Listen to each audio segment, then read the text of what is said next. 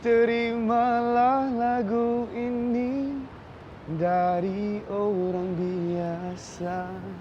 Tapi cintaku padamu luar biasa. Aku tak punya bunga. Aku tak punya... Assalamualaikum. Waalaikumsalam. Riz. Nadia Nisa. Buat apa kat sini? Saja lalu sini. Lepas tu dengar ada orang nyanyi. Sedap kan suara awak? Suara saya memang sedap. Tapi tak malu ke nyanyi dekat tempat awam macam ni? Alah awak di sini. Ada masa tak? Kenapa? Kita chit-chat sikit.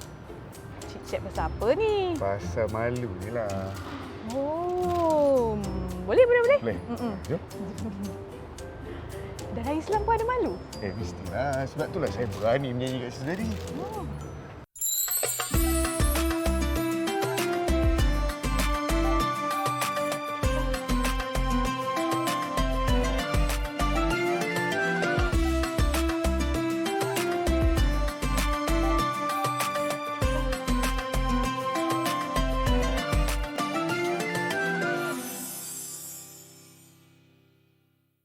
Assalamualaikum, salam sejahtera bersama saya Riz Ismail dalam Chit Chat Ustaz. Baiklah, pada episod kali ini kita membawa kepada anda seorang pelakon, belum lagi penyanyi tapi juga mungkin menjadi penerbit bakal nanti insya-Allah. Tak lain dan tak bukan Nadia Nisa. Assalamualaikum. Waalaikumsalam. Terima kasih kerana menjemput saya. Apa khabar Nadia? Sihat ke? Alhamdulillah sihat.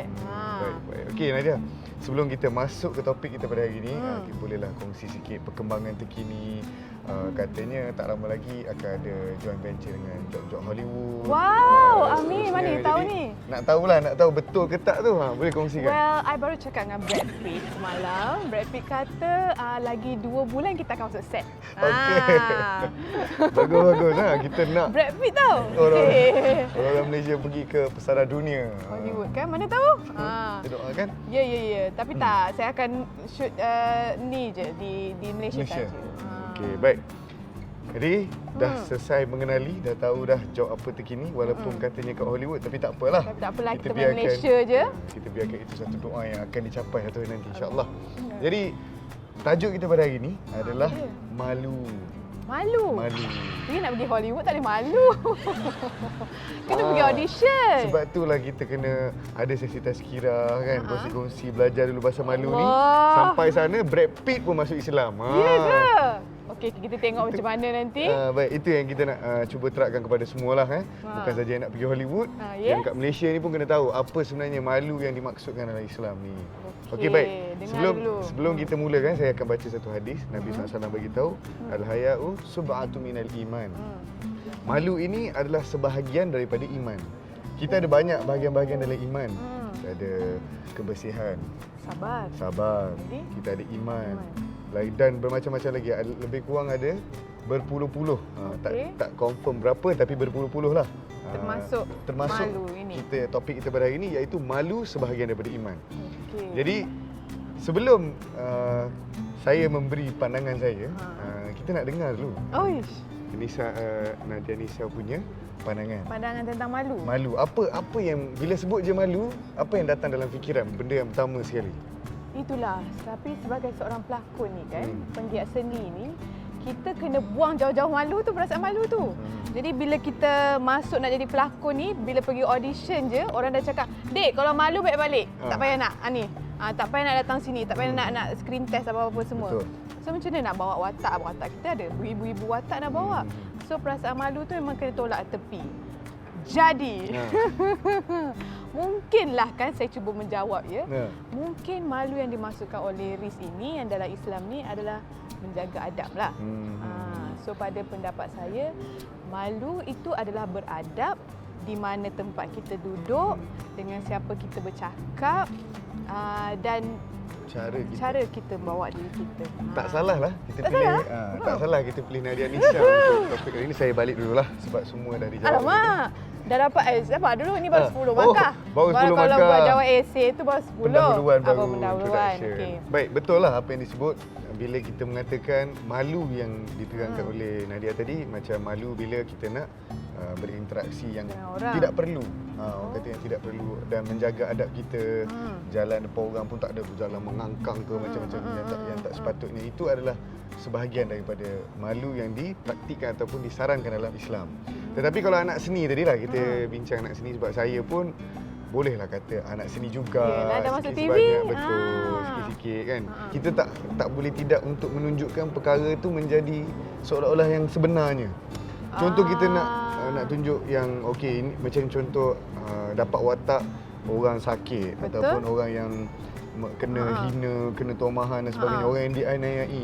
Takkan kita nak buat orang yang dianiayai ni macam orang kaya, macam orang relax. Jadi benda yang nak disampaikan kepada orang yang melihat tu tak kesampaian lah. Faham. Jadi malu di situ boleh kita ketepikan untuk kebaikan yang lebih baik, untuk kebaikan yang lebih besar. Tapi dalam masa yang sama masih lagi menjaga. Betul. Tak salah kita nak orang kata apa, menangis, menjerit ataupun membuat, ataupun nak bawa watak antagonis. Kan dia kena berpakaian macam nak dikatakan tu nak bawa watak yang antagonis kan. Bila antagonis nampak dia punya dia punya perwatakan dia tu kena vokal sikit. Betul. So selalu yang akan dikritik adalah watak macam ni. Kerana diorang bayangkan watak sebenar dia di luar pun macam tu. Dia kata kalau ni tak tahu malu dekat ni, pergi rumah orang kan, masuk pun pakai kasut, ataupun dia cakap pun kuat-kuat kat rumah orang. So dekat luar pun dia ni pun macam tu juga. Ni luahan perasaan ni. Betul deh. Tapi tak apalah. Tak benda yang diperkatakan tu betul. Tapi sebenarnya kat luar okey je kan. Itu yang sebenarnya yang kita kena tahu. Orang seni ni bukanlah tidak ada malunya. Betul. Kadang-kadang kat luar sebenarnya kita lebih pendiam daripada dalam TV. Kita kena faham pelakon diberikan amanah untuk galas tanggungjawab dia bekerja melakonkan watak yang diinginkan seperti itu. Kalaulah dia tak bawa watak yang mana yang dia nak tu, maksudnya korang pun takkan nak marah kan? Ada ke watak antagonis atau watak-watak orang jahat ni bersopan? Betul juga. Saya nak tegur. Allah berfirman tiba-tiba kan. Padahal dia ni dalam skrip tu bagi tahu mulut terlupa, dia kaki judi kan. Dia mengorak orang, mengintai orang mandi. Tiba-tiba dia masuk Assalamualaikum nak mengintai ni. Tak boleh benar. Jadi cara tak kena kan. Cumanya itulah part dia mencabarnya anak. Mencabar pula anak seni, tak adalah. Betul. Maksudnya anak seni bila dekat luar, dia dah itulah macam okey, ni masa saya relax, tak perlu nak fikir terlalu banyak sangat dan sebagainya. Kalaulah tiba-tiba macam kita nak kena berlakon, lepas tu kita lagi satu kena jaga adab. Lagi satu pula kita kena mainkan watak tu dengan sebagai suami isteri ataupun sebagai anak kepada bapa. Tapi bila jelas-jelas kita tak ada pertalian itu. Betul. Okey, macam manakah kaedah yang terbaik supaya dia nampak macam bersopan? Macam tu. Okey. Sebenarnya saya tapi dan di samping itu sampailah watak dia sebagai suami isteri tu. Baik. Nanti kan nak bergurau lebih kata tak segan ke? Tu laki orang. Tapi sebenarnya berlakon je. Macam mana tu? Baik. Rasanya Nadia Nisa pun dah tahu jawapan dia. Tapi tak apa. Dia mungkin nak menguji saya nak tu. Tapi tak apa, kita tengok. Pandangan saya macam ni lah. Betul itu kerja. Dan patut lagi satu. Penonton suka tengok tau. Dia punya idea tu terkejut aku yang ingat apa benda tadi. Okey, tak apa. Okey, sebab ni mengikut pengalaman saya. Baik. Sebelum ni saya ada berlakonkan watak suami isteri dalam drama. Lepas tu kita memang dah decide lah. Okey, kita tak nak ada bersentuhan berlebihan macam tu. Lepas tu bila keluar penonton macam korang ni bila dengar komen macam korang ni kita tak rasalah rasalah macam tak ada manja-manja ke macam tu. Suami isteri mesti ada manja. Tapi dalam TV tak ada pula macam tu. Baik. Soalan pertama tadi. Biasalah bila berlakon kan, ini adalah tugas sebagai seorang anak seni ataupun pelakon untuk mencari rezeki nafkah untuk keluarga dia. Mungkin Nadia dah biasa dapat banyak ni. Ada certain amount yang Nadia akan look forward setiap bulan ataupun 2 bulan sekali kan. Ada, setiap orang mesti ada. Jadi bila kalaulah kata nak stop lakon tu, nak elakkan tu, nak jadi muslimah ni, nak berhijrah 100%. Jadi elakkan terus, tak payah berlakon pun tak disarankan. Sebab apa? Bila sampai ke tahap tu, memberi mudarat yang lebih besar, kita kena teruskan. Cumanya kalau dah ada kesedaran tu bagus. Yang pertama. Ini baru pendahuluan kepada jawapan tu. Yang kedua, nak elakkan benda-benda macam ni memang orang kata agak sukar. Sebab kita dah terbiasa daripada dulu, daripada zaman P.Ramlee lagi memang dah ada sentuhan dan sebagainya. Ini memang tak kan. Lepas tu kelakar-kelakar, sweet-sweet dan benda tu dah dipraktikkan lebih daripada 50 tahun dah industri ni. Maksudnya kalau gurauan tapi tanpa sentuhan tu, itu yang lebih baik lah sebenarnya. Tapi so sebenarnya cabaran kepada kita orang seni ni kena lebih kreatif lah. Betul. Kena lebih kreatif. Sedangkan perkataan tu sendiri pun sebenarnya dah boleh mainkan situasi yang orang kata romantik dan sebagainya. Macam contoh camera work kan, abang-abang kamera lah. Pun boleh juga mainkan peranan. Betul. Macam sekarang ni terkenal dengan pick up line kan Nisa. Lately ni Malaysia dikenali sangat dengan pick up line. Contohlah pick up line tu. Pick up line. Contoh dia tanya, okey saya tanya Nisa. Nisa tahu tak apa beza Nisa dengan matahari? Wow, tak tahu saya. Okey. Kalau matahari dia menerangi alam ni, Nisa menerangi hati saya. Lawak-lawak yang macam ni lah yang sudah menjadi orang kata apa, satu trend kan. Banyak sangat orang buat. Jadi kita tengok kan, kita tengok orang sekeliling kita pun ketawa dengan benda tu. Walaupun mungkin cringe, mungkin agak cringe, tapi itulah. Dapatlah tercuit sikit. Jadi itulah antara taktik ataupun teknik yang jadi berkesan. sewaktu Riz mengutarakan benda tu tadi, ada maknanya buang rasa malu ataupun aku kena balik. Jadi macam alhamdulillah bila kita duduk kat set ni kan, memang macam saya cakap tadi lah, untuk kita memberitahu kepada orang, memahamkan orang. Maksudnya mula dengan niat kan, niat kita tu dan kenalah dengan niat untuk memberi apa tadi? Pengajaran pada orang. Dan juga didikan pada orang luar kan. Contoh kita bawa watak jahat, okey, jangan jadi macam ni. Jangan cakap biadab sebab apa yang kita buat tu melanggar malu yang kita ada. Bila kita biadab kan, makan katakan saya letak kaki kat atas ni.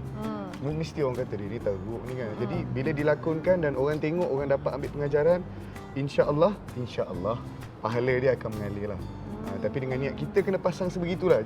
Kita pun ada rakan-rakan artis yang lagi bagus ibadat dia daripada saya sendiri. Saya pun bukan orang baik sangat.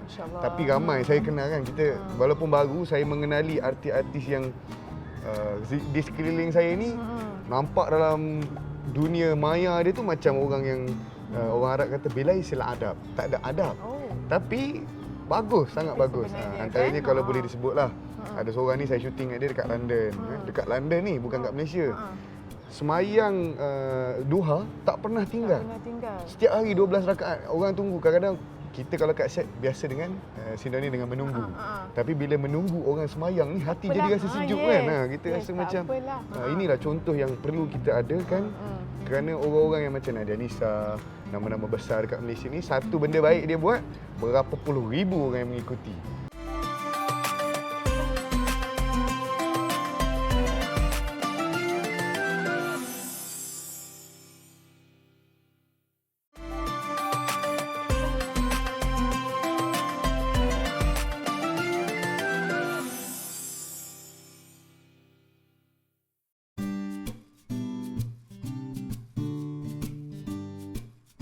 Rasanya memang malu tu ada. Tak dapat dipisahkan dengan hidup kita. Sebab kalau tak malu, tak adalah Nadia Nisa menjadi seorang yang macam ni, bertudung. Orang kata dah ada keluarga, ada anak-anak dan sebagainya kan. Itu pun malu sebenarnya. Kalau tak malu, dia tak adalah nak pilih jalan yang baik. Tapi cabaran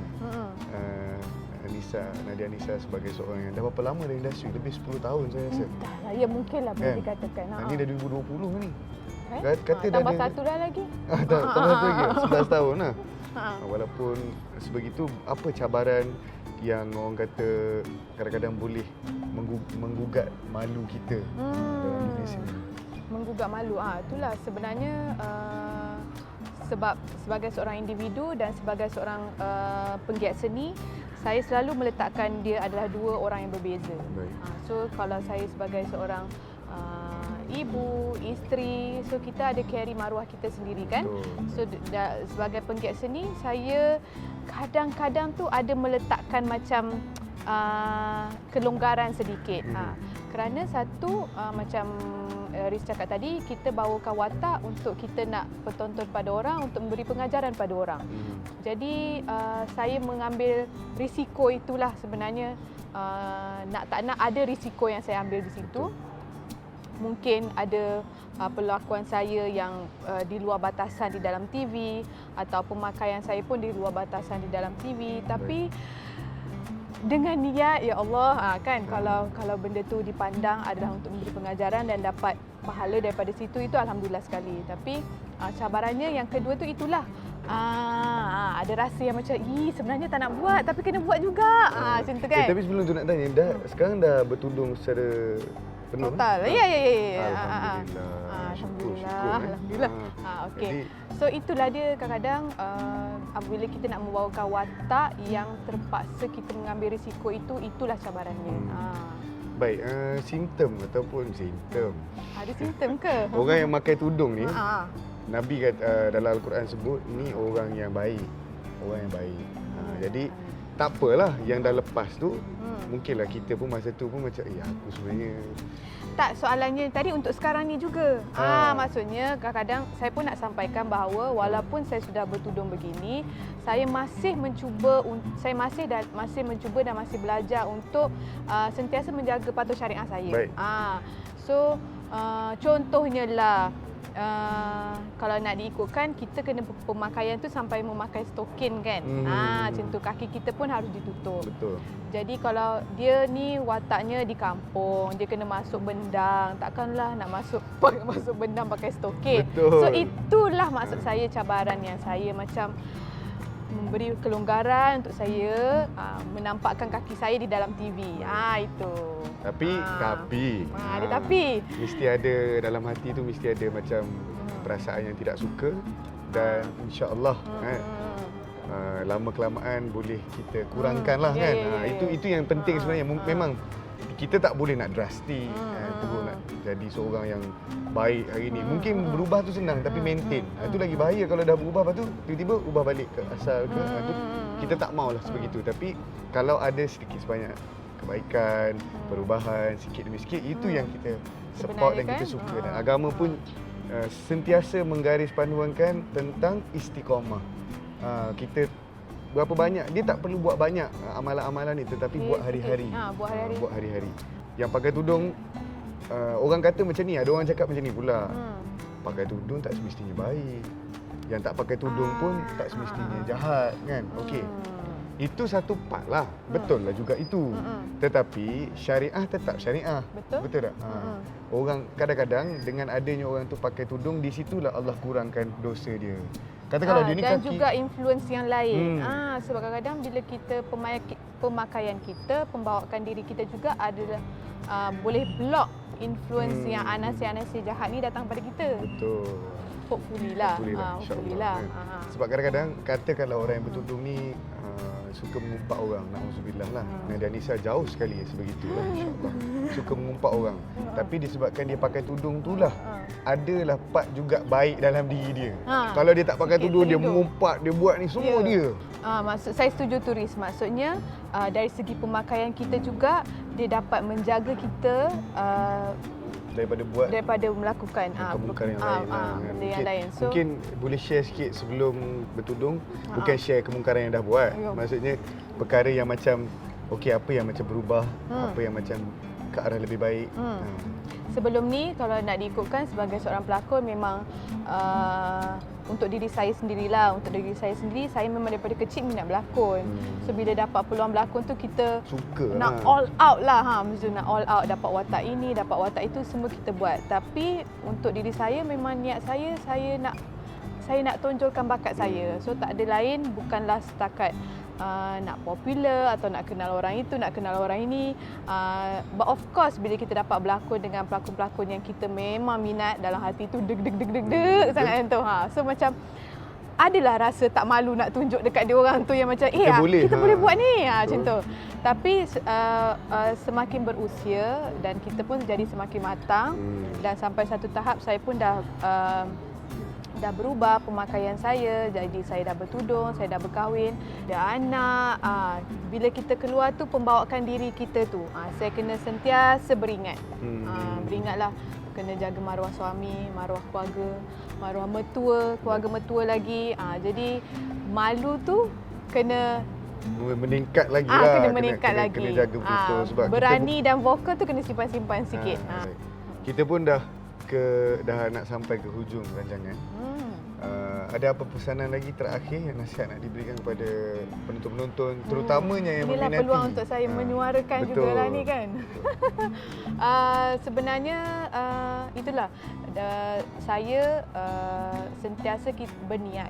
Sentiasa berniat apabila kita nak lakukan sesuatu pekerjaan, tak kisahlah dalam bidang ini ataupun bidang-bidang yang lain, kita sentiasa berniat supaya apa saja yang kita buat tu terarah kepada kebaikan, supaya macam Haris kata tadi, satu benda kita buat 10 orang ikut berlipat ganda ganjaran yang kita dapat insya-Allah. So itulah dia. Apabila saya masuk dalam bidang seni ni juga, saya sentiasa berniat supaya saya dipertemukan dengan orang-orang yang baik dan perjalanan kerjaya saya dalam bidang ini pun kalau boleh tidaklah ada sampai dikenakan satu cabaran yang sampai terduduk ke. Alhamdulillah tiadalah setakat ini. So itulah tadi, di mana saja kita pergi, kita sentiasa bawa nama-nama orang yang lain di belakang kita. Kita sayang keluarga. Keluarga, kedua ibu bapa lah especially. Dan saya pun sentiasa ingatkan pada anak saya. Tapi itu pun satu cabaran juga ni. Budak-budak ni kadang-kadang dia orang lagi lah tak tahu malu. Nak satu benda, wah dekat mall kan. Tapi macam, ingat macam tu. Awak ni keluar bawa nama mama, nama ayah. So jaga maruah itu. Bila kita nak bercakap dengan orang dewasa macam mana, bercakap dengan kawan macam mana, bercakap dengan guru macam mana. So adab itulah kena dijaga. Betul. Baik, itu pesanan yang baik, pesanan-pesanan yang bagus pada saya kerana sebab itulah Islam pun suruh kita kahwin, suruh kita menjaga adab dan seterusnya supaya hidup kita ni sentiasa dalam keadaan yang ada sifat kita untuk malu. Bila Nadia semestinya sebelum ni tak pernah fikir sebab tak ada anak lagi. Betul, tak bila ada dah anak. ada anak kita fikir Allah bagilah anak ni jaga nama baik aku, jaga nama family aku. Dan benda-benda ni lepas tu baru teringat. Allah, apa yang dah buat dengan mak bapak kita kan. Jadi itulah hikmah dia apabila kita mengadakan keluarga, mengadakan benda-benda yang disyariatkan dalam Islam secara tak langsung lah. Baik, terima kasih banyak Nadia Nisa. Sama-sama. Kerana hadir hari ini bagi sedikit nasihat penting tu sebenarnya kita nak dengar orang yang dah lama, bukanlah dah lama sangat, dah lama juga dalam industri seni. Baik. Terima kasih juga menjemput saya dan berkongsi tadi, Riz. InsyaAllah. Semoga maju jaya. InsyaAllah. Samalah Semoga mana tahu nanti Noku Malaysia datang. Kalau datang jadi lebih baik. Ya. InsyaAllah. Jadi Amin. kita habiskan sekarang itu saja. Assalamualaikum warahmatullahi wabarakatuh.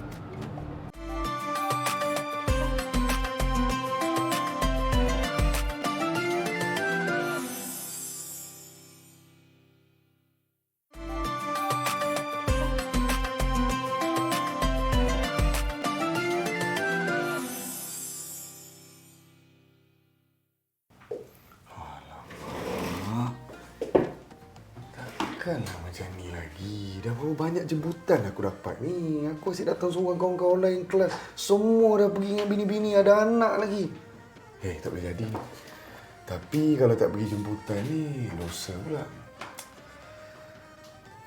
Tak apalah. Nantilah kita fikir. Malu pun malu kat ni. Cik-cik Ustaz bersama Riz Ismail hari ni. Topik kita malu. Malu yang macam mana? Mari kita tengok soalan yang pertama.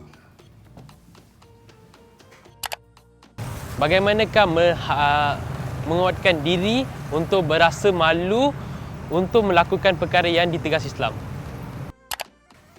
Baik. Pertama sekali, untuk kita membina kekuatan diri kita ni, ia bersekitaran dengan beberapa perkara. Yang pertama, apa yang kita lihat hari-hari. Apa yang kita buat hari-hari dan apa yang kita perkatakan hari-hari. Sebab tu, kalau kita nak jadi baik, antara caranya adalah untuk bercakap dengan baik. Itu yang perubahan paling cepat dan paling drastik kita boleh buat. Contohlah, kita kata kita selalu tak semayang kat masjid, kita semayang kat rumah. Tapi sedangkan kita tahu sunnah yang sangat besar 27 kali ganda apabila kita solat di masjid. Ini yang diriwayatkan dalam hadis yang sahih. Jadi kita kena selalu cakap tentang kebesaran ataupun fadilat-fadilat apabila kita seorang itu semayang di masjid. Jadi kita cakaplah, jumpa dengan kawan-kawan, kau tahu aku kan semayang nak pergi semayang kat masjid ni, tapi kekuatan tak ada. Tapi aku tahu fadilat dia tinggi. Nanti cuba kita cari lagi apa kelebihan-kelebihan ataupun apa lagi kekurangan-kekurangan yang ada bila solat Jumaat. Allah tarik kekurangan tu sebab apa? Sebab dalam Jumaat. Bila sebut Jumaat, Allah SWT akan kira semua amalan tu berdasarkan satu pengiraan. Daripada kita solat seorang-seorang, kadang-kadang kita khayal, kadang-kadang kita ini, kita itu, maka boleh kita kuatkan diri kita dengan percakapan sebegitu. Baik, ini berbalik kepada rasa malu tu. Jadi kalau kita nak kuatkan, nak kukuhkan diri kita tentang rasa malu dan nak buat sesuatu amalan ataupun nak buat sesuatu kemungkaran, kena ada percakapan mengenai perkara itu. Kan, kalau adik-adik kita buat satu perkara, jangan kita cari salah, tapi cakap saja sebagai peringatan. Tak salah kita nak pesan pada saudara kita, cakaplah kat dia, jaga elok-elok, kita orang Islam, kita ada image yang kita bawa dan sebagainya, dan kita perlu memperkukuhkan image kita ini kan, sebagai seorang mukmin, seorang muslim kan, mesti ada akhlak yang baik. Nabi SAW diutuskan antaranya adalah untuk menyempurnakan akhlak. Fa'utammamul akhlak kan, menyempurnakan akhlak. Jadi begitulah sebagai seorang Islam ni, cakap dulu tentang malu ni kepada adik-adik, kepada abang-abang kita, saudara kita semua, ceritakan apakah kelebihan malu ni, dan betul atau tidak malu ini sebahagian daripada iman. Sebenarnya bila seseorang itu ada sifat malu, maka terbuktilah insya-Allah dia ada iman kan. Macam itu juga antara sifat-sifat ataupun ciri-ciri kita ingin lihat kepada seseorang. Kalau kita nak tahu orang ni bagus ke tak bagus, dia malu untuk membuat satu perkara ataupun membuat satu kejahatan, terutamanya secara terbuka. Ada beza orang-orang yang membuat maksiat ataupun membuat sesuatu kesilapan secara tertutup dan secara terbuka. Memang ada beza. Dan ada setengah-setengah, Nabi SAW menyebut kullu umatin mu'afin illa mujahir. Setiap umat aku ini diampunkan dosanya kecuali secara terang-terangan. Jadi orang yang minum arak secara terbuka, yang mencabar, ini semua dah hilang sifat malu dalam diri dia. Dan ini adalah sikit sebanyak merosakkan akhlak dia. Dan kalaulah dia ni tidak kuat dan sebagainya, na'udzubillah, akan mati ataupun akan berakhir kehidupan dengan dalam keadaan yang tidak baik. Sebab kita semua tahu kan apa yang disebutkan oleh ulama-ulama yang terdahulu, para wali menyebutkan apa? Kalau seseorang itu akan diambil nyawanya dengan apa aktiviti yang paling banyak dia buat olehnya. Sebagai contoh, dia ni kuat berzikir, subhanallah, subhanallah, subhanallah. Amalan ini yang paling banyak dia buat dalam masa sehari. Insya-Allah, kalau dia meninggal nanti dalam keadaan inilah Allah akan ambil nyawa dia. Orang-orang sekarang kurang rasa segan silu dalam buat sesuatu perkara. Macam tadi, apa yang saya lakonkan tadi itu adalah malu tidak bertempat lah. Orang ajak pergi kahwin, pergi je lah, tak ada masalah. Dan kena tahu, apabila kita diajak oleh kawan kita, sahabat kita, saudara kita ke majlis perkahwinan, hukumnya wajib kita hadir. Wajib kita hadir. Dan kalau tak hadir tu, sedikit sebanyak dia boleh memberi kesedihan kepada pengantin lah. Itu sikit sebanyak implikasi kalau kita tidak menghadiri sesuatu majlis perkahwinan terutamanya. Baik, sekarang itu saja untuk soalan yang pertama. Kita teruskan dengan soalan yang kedua. Saya nak bertanyakan soalan pada Ustaz. Apa pandangan terhadap Islam malu pada diri sendiri dan orang lain? Okey. Baik, malu terhadap diri sendiri. Kadang-kadang kita manusia ni kan tidak terlepas daripada kesalahan. Kullu bani Adam khata'. Setiap anak Adam ini ada kesilapan dia, kesalahan dia. Dan kita seharusnya malu kepada Allah Subhanahu Wa Taala. Kan, kita buat macam-macam salah, kita buat macam-macam silap. Tapi Allah tetap lagi bagi kita keupayaan untuk bergerak. Contohlah, kita banyak buat dosa dengan kaki kita.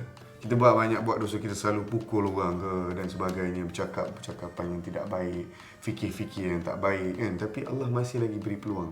Hari demi hari Allah bagi. Dan manusia ni kadang-kadang bila dah kena bala, bila terkena aksiden ke apa ke, barulah dia persoal, kenapa aku kena macam ni? Aku selama ni tak pernah buat jahat pun dengan kaki aku. Padahal hari-hari dia buat benda tak baik dengan kaki dia, dengan tangan dia dan seterusnya. Jadi jangan sampai Allah turunkan bala, dan janganlah kita ni tidak lupa, tidak ingat kepada apa yang patut kita lakukan dalam hidup ini. Sebegitulah.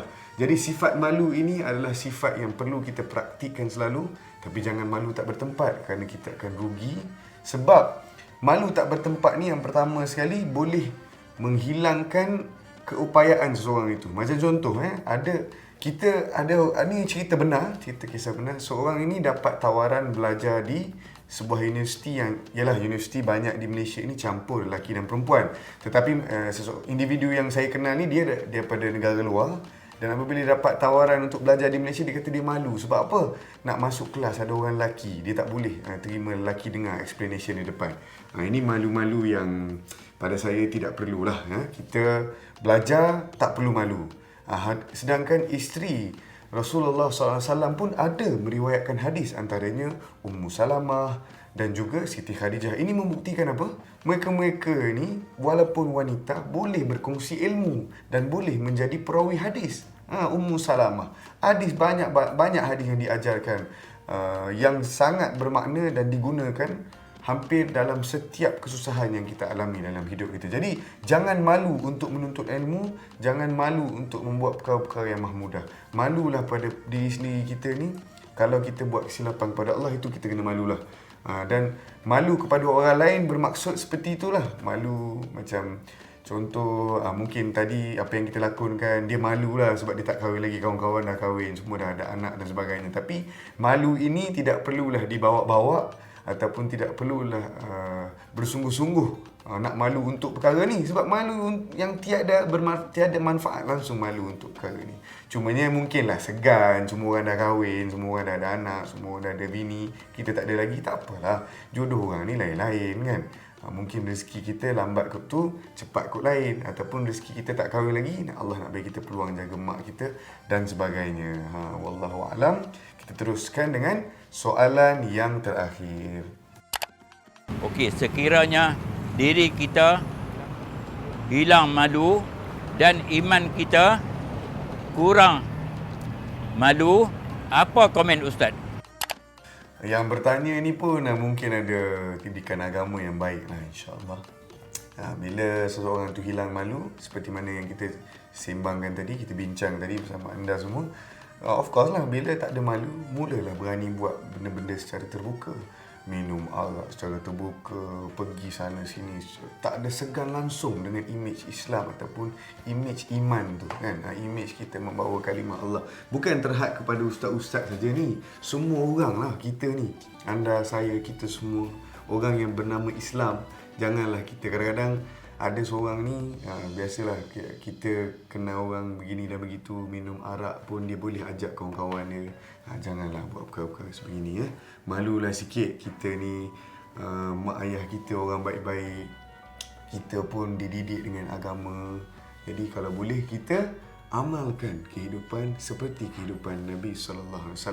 Saya akhiri percakapan saya hari ini tentang malu dengan hadis Nabi SAW yang kurang sahih tapi boleh dijadikan sebagai fadilat amal.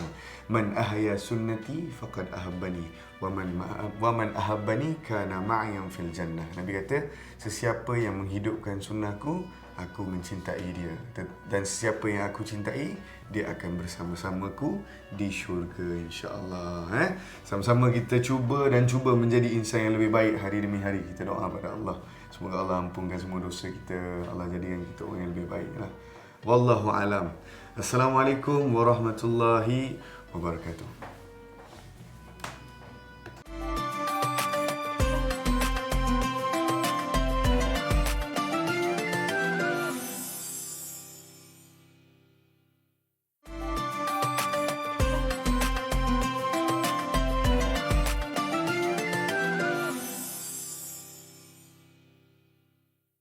Kalau malu sudah hilang, hidupnya seperti binatang. Kalau malu berbuat baik, dunia akhirat mestilah sesat. Kalau malu bekerja, pasti hidup sengsara. Kalau malu beramal, dunia akhirat tidak berbekal. Silakan Tuan Hamba balasnya macam mana? Banyak gula, banyaklah semut. Simpan garam dalam tempayan. Malu berkayuh, perahu hanyut. Malu bertanya, sesatlah jalan. Itulah dia antaranya pantun-pantun yang telah kita bacakan, syair-syair ini. Jadi sebegitulah, jagalah, berpada-padalah dalam malu kita kerana ada tempat yang perlu kita malu dan ada yang tak perlu kita malu kerana itu memberi kebaikan kepada kita. Baik, saya nak perkenalkan kepada anda, ni kawan baik saya, nama dia Amirul Aiman, Wan alias, belajar di Universiti Islam Antarabangsa. Kenapa saya jemput dia datang hari ni? Dia ni seorang yang pemalu dulu pada waktu sekolah. Tapi sekarang dah pernah menang award ni lah, siap dijemput sebagai penceramah lah dan sebagainya di kalangan student sendiri. Jadi Amirul, boleh kongsikan sikit tak pengalaman macam mana sebenarnya kau ni dulu malu, sekarang ni hebat dan bukan saja hebat tapi boleh bercakap depan ramai orang. Macam mana buat tu? Bagi tahu sikit kat kita orang ni. Baik, macam mana Riz kawan saya bagi tahu. Dulu memang, zaman sekolah dulu memang zaman yang orang kata malu. Malu macam mana? Saya ni zaman sekolah saya malu, maklumlah sekolah agama kan. Ya. Malu tu sampai kata nak bercakap dengan perempuan pun menggigil. Woi, tu malu sangat tu. Sampai tahap tu sebab kita tak biasa. Tu zaman sekolah menengah lah. Sekarang dah biasa cakap dengan perempuan lah. Bukan sekarang ni kita orang kata apa? Beransur-ansur okeylah. Okey. Baik. Cuma nak bagi tahu macam mana saya daripada tahap yang malu sebegitu sampai kata nak buat kerja berkumpulan pun susah. Ada kita punya halangan-halangan. Macam apa yang saya buat adalah saya sedar akan keperluan kita ni untuk mengawal perasaan malu. Betul. Okey, baik. Itu bagus. Satu orang kata apa, improvement ataupun penambahbaikan yang baik dalam hidup kita. Janganlah malu tak bertempat ni. Okey, contoh anda ditanya oleh kawan-kawan anda tentang satu nasihat. Tiba-tiba anda kata, kita pun jawab, sorry lah, aku malu lah nak cerita benda-benda baik ni. Jangan begitu. Apa-apa yang mahmudah, kita teruskan. Mudahkan. Apa yang mazmumah, kita jauhkan. Okey, Miro. Kita biasa tahulah, setiap orang dalam kelas mesti ada presentation. Betul. Kalau malu pada ketika itu, bermanfaat ke tidak sebenarnya? Sebab kadang-kadang ada orang kata, aurat seorang perempuan ni bila nak terangkan ilmu kepada orang ramai ni. Macam mana tu, Miro? Sebenarnya suara perempuan ni aurat, tapi dalam keadaan kita dalam kelas, dalam suasana menuntut ilmu, ia dibolehkan. Satu keringanan sebenarnya. Betul. Itu antara dia. Ramai orang yang kata yang konon-kononnya ataupun baguslah nak jaga sikoh ataupun nak jaga perhubungan apa orang kata antara lelaki dan perempuan tu, ikhtilat tu, tapi berpada-padalah. Janganlah malu dalam kelas kan. Kalau kita salah pun lecturer boleh tegur. Lecturer pun bukan semuanya lelaki di Universiti Islam Antarabangsa ni, ramai juga di kalangan wanita yang mendidik dan mereka juga tidak ada perasaan malu untuk berkongsi dengan kita. Betul. Malah mereka sebagai ibu kepada kita kan. Perasaan kita sayang pada mereka kan. Dia ambil tahu pasal kita, didik kita sehinggalah kita menjadi seorang insan yang berguna. Baik, malu, banyak konsep yang malu ni sebenarnya. Okey. Ramai orang tak sedar, Miro, kita tak malu dalam membuat maksiat. Maksiat ni banyak. Bercakap dengan perkataan yang kotor pun maksiat. Membuat perkara-perkara yang secara tutup pun maksiat. Tapi ada maksiat yang Allah SWT bagi tahu dalam Nabi SAW sebut, Nabi kata, kullu umatin mu'afin illa mujahir. Yang antara-antara yang boleh dekat, yang saya boleh beri contoh kepada anda semua, mereka-mereka yang mengubah ciptaan yang Allah bagi ni. Allah dah bagi kita jadi lelaki, kita kena tunjuk kita ni orang lelaki. Janganlah kita buang ataupun tambah yang tak perlu. Dan hingga, Miro, yang paling teruknya, mereka yang membuang jantina. Masya Allah, astagfirullahalazim. Taghayyir ini haram. Mengubah secara kekal ni haram. Tak boleh kita nak menunjuk. Sebab tu dah ada juga dalam hadis mengatakan, orang yang mencabar, minum arak secara terbuka bulan Ramadan, inilah orang yang mencabar keesaan Allah SWT. Orang yang berbeza, sebab tu ada beza orang yang buat ataupun yang malu tentang aib dia, dia buat secara tertutup, dan orang yang tidak malu dan berbangga-bangga dengan aib dia, berbangga-bangga dengan dosa yang dia buat. Jadi Migo sendiri tengok macam mana ni orang-orang set-set ni duk buat ni. Okey ke malu yang macam tu yang dia cari dalam diri dia? Boleh ke malu yang macam tu yang kita nak pertontonkan? Baiklah, sebenarnya macam kawan saya Haris bagi tahu tadi, sangatlah membimbangkan keadaan sekarang ni. Macam mana kita tengok anak-anak muda kita yang sebaya, yang lebih muda, even lebih muda pada kita pun dah hilang rasa malu itu. Yang paling senang saya tunjuk, yang paling kita semua tahu adalah apa? Aplikasi dalam telefon kita tu, aplikasi apa? TikTok, tuan-tuan dan puan-puan. TikTok. Pada yang tidak tahu ni, TikTok ni adalah satu aplikasi yang mana seorang itu boleh upload, orang kata tarian ataupun short video lah. Tapi yang banyaknya yang tular sekarang di media sosial adalah tarian-tarian yang orang kata apa? Sangatlah tak tidak beradab. Sangatlah tidak beradab. Dan ada juga yang kita cerita sikitlah pasal sahabat kita. Seperti mana yang anda semua maklum, saya, Amirul, kita belajar di satu institusi Islam dekat Terengganu. Baik, kita adalah junior kita ada senior kita. Betul. Alhamdulillah semuanya wajib untuk hafal Quran. Habis tak habis cerita lain, tapi wajib untuk menghafal Quran. Boleh jadi separuh, boleh jadi 15 juzuk dan sebagainya, tidak ada masalah. Tapi sayang, 1000 kali sayang, ada seorang sahabat kita, pada saya sedih jugalah. Dia ni antara pelajar yang berpotensi pada zaman sekolah dulu untuk menjadi seorang pelajar yang baik. Betul. Tapi Allahu Akbar. Amirul kan nak cakap tentang perkara ni? Tak apa, rasanya Haris. Tapi apa yang terjadi pada dirinya, dia dah pun menjadi seorang, dia lelaki tapi dia menjadi seorang wanita. Na'udzubillah min zalik. Bukan wanita lah, kita panggil jelmaan lah sebab dia bukan wanita. Tapi apa yang salah tentang perkara ni adalah menjadi satu fitnah pada agama. Dia menghafal Al-Quran 20 juzuk lebih. Tetapi itulah dia.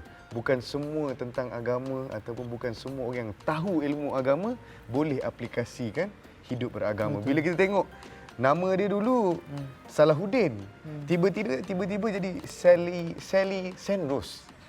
Sally Senrose, dah tukar nama dia tu. Allah dah jadikan lelaki, kita teruskanlah. Jangan, dan apa yang paling membimbangkan, hilangnya malu dia untuk pertontonkan diri dia kepada kawan-kawan yang sama-sama belajar agama dulu. Pernah menangis mendengarkan ayat-ayat suci Al-Quran, pernah menangis menjadi imam dan sebagainya. Dia pernah menjadi imam dan sebagainya lah. Tapi itulah orang kata, bukan semua orang yang tahu ilmu agama memahami ilmu agama. Bukan semua orang yang tahu ilmu agama boleh hidup dalam keadaan agama. Tapi kita minta pada Allah, ya Allah, biarlah aku ni teruk-teruk macam mana pun, janganlah Allah tinggalkan kami dan janganlah Allah jauhkan kami daripada agama Allah. Amin. Itu antaranya Miro. Ini kisah benar.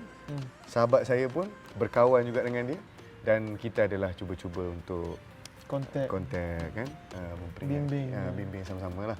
Okey, Abang Rusdi, macam orang kata malu dari segi belajar tadi, baguslah, dah hilang dah rasa malu tu.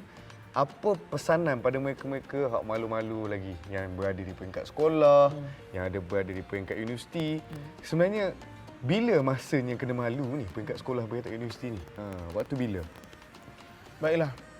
Waktu yang paling betul, orang kata sebetulnya untuk kita malu adalah yang paling utama adalah bila kita nak membuat suatu perkara yang tak betul ataupun satu maksiat. Betul. Itulah yang paling utama. Waktu nak belajar, waktu kita nak menuntut ilmu, waktu kita nak mengajarkan ilmu kepada orang, janganlah sekali kita membuatkan malu itu sebagai satu benteng ataupun sebagai satu alasan untuk kita tidak meneruskan usaha-usaha yang penting. Okey, so teruskan kan. Beranikan diri, tanya soalan bila tak faham kan. Kadang-kadang dulu cikgu-cikgu selalu tanya, ada apa-apa yang tak faham ke? Ataupun apa-apa yang nak dicakapkan, nak tanya soalan ke? Semua diam je kan. Kita kena abolish this behaviour dan kita teruskan dengan keberanian nak tanya dan soalan. Apa yang tak faham, kita tanya. Kadang-kadang kalau mereka yang belajar di sekolah yang berbayar, itu peluang anda untuk mendekati guru-guru anda yang orang kata berpengalaman, bayar pun mahal. Gunakan sebaiknya. Kita pun di peringkat universiti, bila lagi kalau tak tanya? Tak faham dalam kelas, tanya. Tak faham tentang soalan, tanya. Jadi sekadar itu saja untuk segmen pada kali ini. InsyaAllah kita akan ke segmen yang lain. dengan topik yang lebih menarik juga insya-Allah bersama saya Riz Ismail, dan kita akan dengarkan bacaan surah Al-Asr daripada sahabat kita Amir Aiman. Disilakan. Bismillahirrahmanirrahim. Wal 'asr innal insana lafi khusr illa alladhina amanu wa 'amilus solihat wa tawasaw bil haqqi wa tawasaw bis sabr. Amin.